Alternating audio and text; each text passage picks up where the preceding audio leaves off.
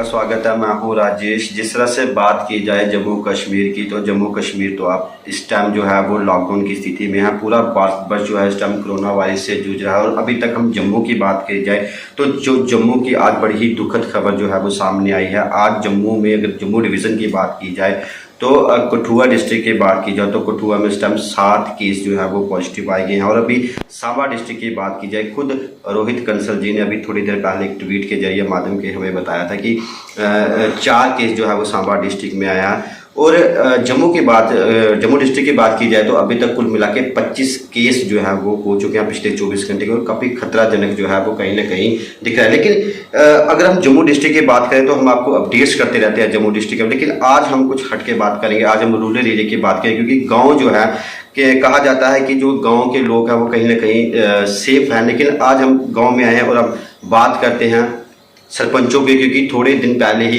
प्रधानमंत्री नरेंद्र मोदी ने एक प्रेस कॉन्फ्रेंस की थी सरपंचों के साथ। ये एक फर्स्ट टाइम हुआ था कि किसी प्रधानमंत्री ने सरपंचों से बात की थी और उनका हौसला जो है बढ़ाया था। लेकिन उसके बाद हम बात करेंगे सरपंचों। और आज हम आए हैं ज्योति मैम से बात करेंगे। ये करपालपुर एरिया के मड़ ब्लॉक एरिया के एक सरपंच है। इनसे बात करेंगे और जानेंगे कि यहाँ पे किस तरह से काम हो रहा है कोरोना वायरस को लेके, क्योंकि आजकल लोग जो है वो लॉकडाउन के चलते किस तरह का इस एरिया में काम करें और लोगों की जो सहायता है वो किस तरह से करें, क्योंकि काफ़ी जंग एज में जो है इन्होंने एक हौसला अफजाई जो है लोगों में किया है। मैम आपका स्वागत है हमारे चैनल में। नमस्कार, मैं ज्योति मोटन, सरपंच पंचायत हल्का कृपालपुर चाड़का, ब्लॉक मंडार। मैम सबसे पहला हमारा एक सवाल है, जिस तरह से देश के प्रधानमंत्री जो एक पहली बार उन्होंने जो है सरपंचों से बात की थी एक प्रेस कॉन्फ्रेंस के जरिए, लेकिन उसके बारे में आप क्या कहेंगे? जी सर, वो कॉन्फ्रेंस वीडियो कॉन्फ्रेंस मैंने भी अपने फेसबुक आईडी पे चेक की थी और मैंने पूरी कॉन्फ्रेंस उनकी सुनी थी। और मुझे इतना अच्छा लगा था वो उनकी कॉन्फ्रेंस सुन के। हमारे बहुत यंग सरपंच उसमें इंटरेक्ट उन्होंने किया। हर एक स्टेट के सरपंच ने, विलेजेस के सरपंचेस ने, हमारे पठानकोट से एक मैडम है उन्होंने पूरा जानकारी दी थी अपने एरिया की। हमारे चेयरमैन, बारामूला के चेयरमैन जो बीडीसी चेयरमैन थे उन्होंने इंटरेक्ट किया। मुझे बहुत अच्छा लगा और मैं यही चाहती हूँ कि हमारे प्रधानमंत्री जी आगे भी इस तरह की इंटरेक्शंस करते रहे। अभी तो ऐसा समय चल रहा है, जैसे आपको पता है कि भारत ही नहीं पूरी दुनिया जो है एक ऐसे पैंडेमिक डिजीज से सफर हो रही है। एक वायरस ऐसा है जिसका अभी तक कोई ट्रीटमेंट नहीं निकल पाया है। तो आज ही नहीं आगे भी मैं चाहती हूँ कि हमारे प्रधानमंत्री जी सरपंच से इंटरेक्ट करते रहे, जैसे वो चाहते थे कि आखिरी लाइन के आखिरी सदस्य तक हर चीज़ पहुँचे, ग्राउंड लेवल तक हर चीज़ पहुँचे। तो मैं बहुत अच्छा लगा, मुझे बहुत अच्छा सीखने को भी कुछ मिला उनसे मैंने उनकी सारी बातें सुनी, बीडीसी चेयरमैन की, सरपंचेस की, जो बाकी स्टेट्स में सरपंचेस थे। उस दौरान उन्होंने 2 सेवाएं भी शुरू की, तो मुझे बहुत अच्छा लगा, सीखने को मिला। और आगे भी मैं यही चाहती हूँ हमारे प्रधानमंत्री जी सरपंच से ऐसे इंटरेक्ट करते हैं। मैम ये जिस तरह से एक रूरल एरिया की बात की जाए तो गांव के लोगों ने आपको एक दायित्व दिया है ताकि, लेकिन किस तरह का जो है यहाँ पे आप जो है काम कर रहे हो? जी सर, 2 महीने हो गया है ये प्रॉब्लम जो अपने कोविड-19 जो डिजीज़ है, ये आपको पता है दिसंबर से ये शुरू हो गई। लेकिन इंडिया में फर्स्ट केस जनवरी में, एंडिंग ऑफ जैन को ये फर्स्ट केस इंडिया में आया था।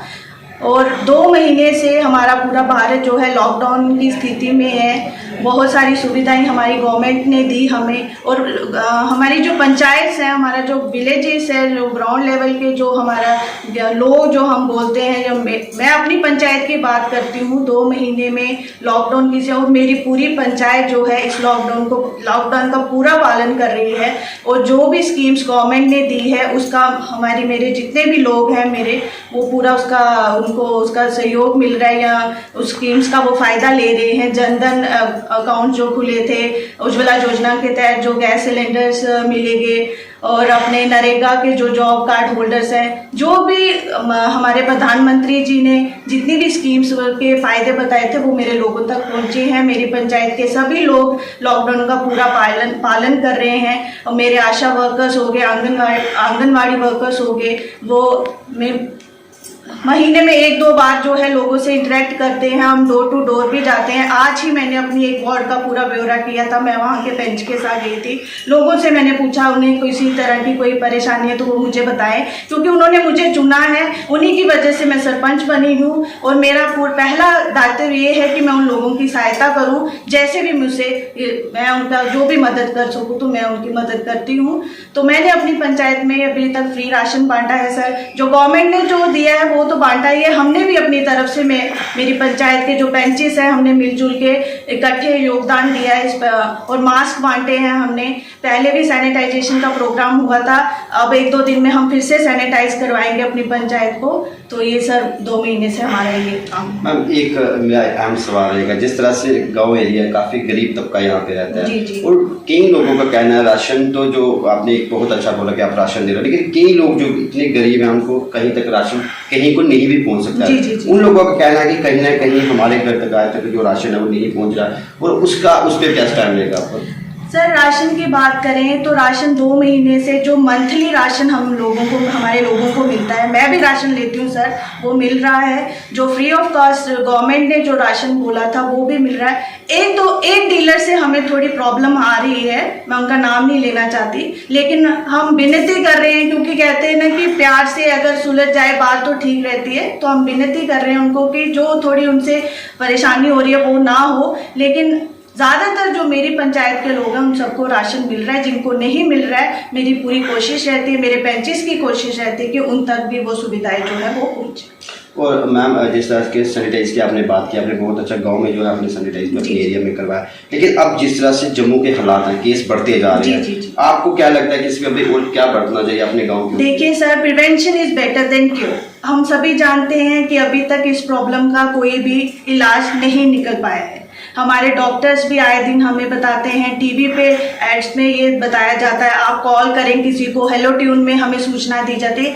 मैं हर कोई एक मैसेज दे रहा है, जो प्रिवेंटिव मेजर्स हैं, जैसे कि बोला जा रहा है कि मास्क लगा के निकलें। सबसे बड़ा प्रिवेंटिव मेजर है सोशल डिस्टेंसिंग का।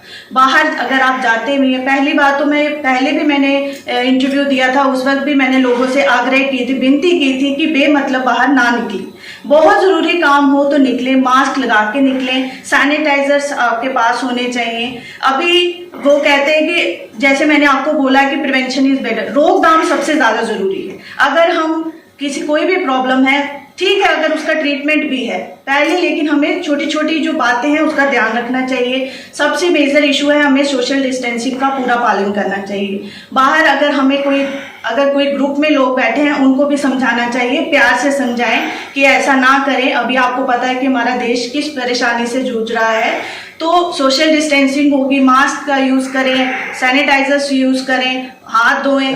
तो यही सर मैं बताऊंगी आपको कि ये जो प्रिवेंटिव मेजर्स है ये हमें और लोगों को फॉलो करने चाहिए। गांव के लोगों को तो मैंने कहा हम काम भी वो खेती बाड़ी पे करते हैं, वो तो अपने घर में इतना जो है वो बैठ नहीं सकते वो बात। लेकिन एक मेजर इशू गांव के ये भी आ रहा है कि जिस तरह से अभी प्रशासन ने, एडमिनिस्ट्रेशन ने एक स्टे सा लगा दिया कि आप ट्यूशन सेंटर नहीं जा सकते छोटे बच्चे, और स्कूल्स जो है वो नहीं। लेकिन अभी भी हमने गांव में देखा कि कई बच्चे जो है वो ट्यूशन सेंटर जा रहे हैं। आखिर गांव में इस टाइम आपको ओहदा दिया गया है गांव में, लेकिन आपके गांव में तो ऐसा नहीं है, लेकिन फिर भी जिस गांव में हो रहा है, आप अपने गांव में किस तरह के माता पिता को एक मैसेज देना चाहोगे कि बच्चों को सेफ एंड सिक्योर रखें अपने घर में?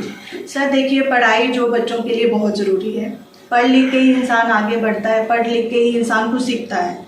अभी आप सर देखिए, ऑनलाइन एजुकेशन की बात चल रही है। ये हमारे एरिया में, मैं जम्मू की बात मैं अपने एरिया ब्लॉक की बात कर रही हूँ, ये फर्स्ट टाइम जो है ऐसा कुछ ऑनलाइन स्टडीज़ का है। पेरेंट्स को भी दिक्कत हो रही है, पेरेंट्स भी परेशान हैं क्योंकि होमवर्क्स आ रहे हैं, पेरेंट्स नहीं कर पा रहे हैं। हर किसी के पास स्मार्टफोन भी नहीं है, क्योंकि आपको पता है रूरल एरिया हर कोई अफोर्ड भी नहीं कर सकता है। सबसे बड़ा इशू 4G जो है 5 अगस्त से बंद है जम्मू कश्मीर में इंटरनेट सेवा, 5 अगस्त से जो है 2G पे। लेकिन अब तक जो है कल सुप्रीम कोर्ट ने भी खुद क्लियर कर दिया कि अब यहाँ पे सिचुएशन नहीं है 4G की, लेकिन प्रशासन ने जो है वो ऑनलाइन पढ़ाई स्टार्ट की है। इस पर आपका क्या रहेगा?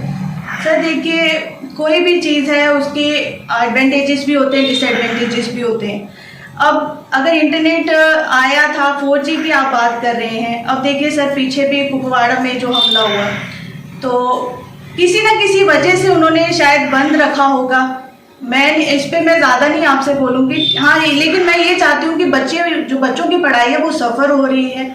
अगर ऑनलाइन एजुकेशन शुरू की है तो वैसा नेटवर्क भी होना चाहिए। आप तो रूरल एरिया के वो मतलब आपको पता है कि रूरल एरिया में नेटवर्क की काफ़ी प्रॉब्लम है, और आपने एक बड़ा अच्छा सवाल हमसे किया कि जिस तरह स्मार्टफोन तो किसी के पास होता नहीं क्योंकि यहाँ पे गरीब तबका है। जी। तो फिर ऑनलाइन पढ़ाई का रूरल एरिया में क्या मकसद है? सर, पढ़ाई तो आपको पता बहुत ज़रूरी है। अभी लॉकडाउन का आपको भी नहीं पता, मुझे भी नहीं पता कि कब तक ये खुलेगा, जबकि हमारे प्रधानमंत्री जी को भी ये नहीं मालूम है कि ये लॉकडाउन, ये जो प्रॉब्लम है कब तक जाएगी, कब ये ठीक होगी। तो पढ़ाई तो सर ज़रूरी है। अगर पढ़ाई नहीं होगी तो बच्चों का जो साल है वो वेस्ट हो जाएगा। मैं यही आपके माध्यम से यही बात करूँगी कि जो बच्चे हैं वो पढ़े। नेटवर्क की प्रॉब्लम आ रही है तो वो गवर्नमेंट बैठी है, वो इस मसले पे देखेगी। हमारा ये है कि हम अपनी सरकार का साथ दें, बच्चों को जागरूक करें पढ़ाई के लिए। कई बच्चे अभी धीरे धीरे इसमें आ जाएंगे, ऑनलाइन सीख लेंगे, लेकिन यही मैं बोलूँगी कि इस पे ज़्यादा ना बोलते हो, ये सरकार का काम है, वही है अगर देखें तो। हाँ, जाते जाते क्या मैसेज देना चाहेंगे आप कोविड-19 को? मैं सभी लोगों से आपके द्वारा ये विनती करना चाहती हूँ कि अभी हमारी पूरी दुनिया जो है एक बहुत बड़ी पैराडाइमिक डिजीज से सफ़र हो रही है।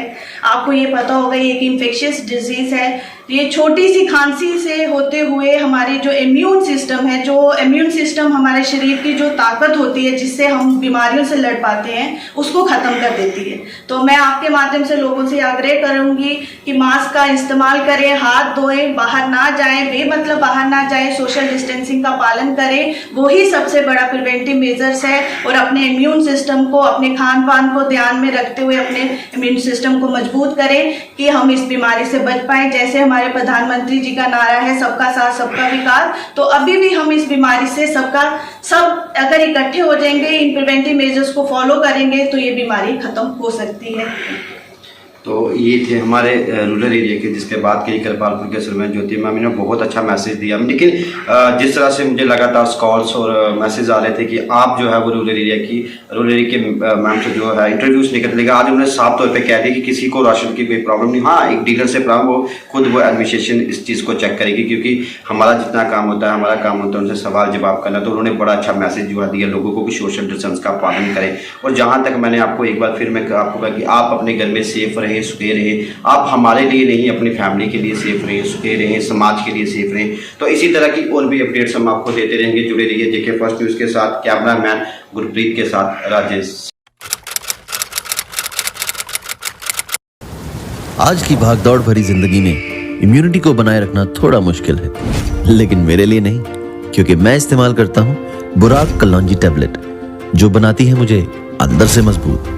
100% खालिस कलौंजी से तैयार एक आयुर्वेदिक शाहकार बुराक कलौंजी टैबलेट, हर मर्ज की ये दवा जिसमें है शिफा। आज ही खरीदिए।